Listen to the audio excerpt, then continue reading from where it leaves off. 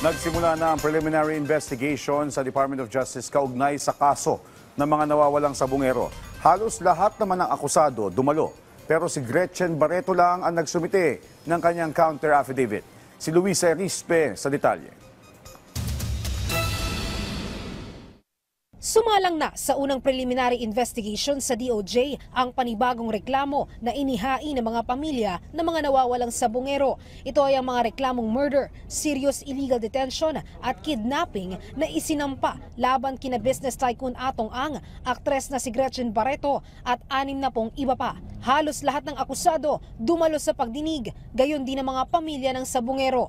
Pero iisa lang ang nagsumite ng sinumpaang salaysay at ito ay ang aktres na si Gretchen Barreto. Apela ng kampo ni Barreto, una pa lang naman wala na talaga sila umanong kinalaman. We have said from the very start that the accusations against Ms. Barreto stands on nothing.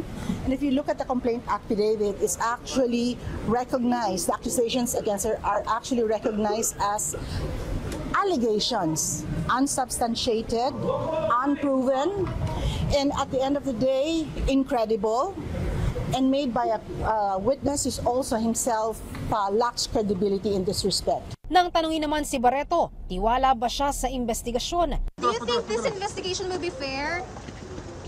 I trust. Pero ang kampo ni Atong Ang umapela. Paano sila maghahain ng salaysay kung kulang-kulang umano ang mga dokumento na ibinigay sa kanila ng prosekusyon? Hindi po handa yung kanyang counter affidavit. Hindi naman namin maihahanda yung counter affidavit ni Mr. Ang sa loob ng 6 na araw. Yung mga ipinadala sa aming papeles ay kulang-kulang. Ganito rin ang sinabi ng panig ng mga anak ni Ang. Paano sila sasagot kung base pa lang sa mga affidavit, wala namang pulidong akusasyon. Kailangan pa rin makumpleto ang mga dokumento. Let's leave these children alone. They're innocent. Wala namang accusation sa pagkaalam namin sa pagbasa ng affidavit. Walang accusations. Walang specific accusations.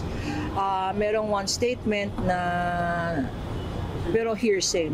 Kaya naman ang prosecution panel hindi muna inobliga na magsumite ng counter affidavit ngayon ang mga akusado. Bagkus, inatasan nila ang PNP-CIDG na isumite ang kulang na mga dokumento. Kung may mga nagkulang na ibang ebidensya, aming inutusan ang PNP na isubmit yung mga sinasabing USB. Pero humihirit pa rin ang kampo ni Atong Ang. Hinggil naman sa umano'y panunuhol na ibinabato sa kanila ng ilang mga pamilya ng mga nawawalang sabungero. Anila, kung may dapat ituro na gumagawa nito, ito anya ay ang isa ring akusado at whistleblower na si Julie Patidongan. Tataka ako na nung ibanggit sa news na ito daw ay ibinibintang kay Mr. Ang. Sabi ko, paano ibibintang kay Mr. Ang isang bagay na hindi naman siya ang akusado dun sa kaso na inaareglo? Sa totoo lang, ang kaso na yun ay kung sino man ay may motibo na mag-areglo ng kaso yun, yun dapat ay yung mga akusado. Walang iba yun kung hindi si Julie Patidongan. Pero ang sagot lang ng kaanak na sinubukang suhulan na si Jaja Peralta, patunay lang na aminado umano ang kampo ni Ang na may nangyaring pag-areglo. Pinatutunayan lang po talaga na meron talagang nangyayaring areglo sa mga ganyang kaso-kaso. Talagang pera po pinapalakad nila para maabsuelto yung mga nagawa nilang krimen. Para sa kanila, ang mahalaga ngayon, umuusad na ang kaso at makakamit na nila ang hustisya na matagal na nilang inaasam. At least po, may tinatahak na talaga na diretso yung kaso namin para sa mga kalaban namin. Hopefully po sana magtuloy-tuloy na talaga to. Mapagbigyan na kami ng pagkakataon kasi na sinatsaga talaga namin para makakamit kami ng hustisya. Luisa Erispe para sa Pambansang TV sa Bagong Pilipinas.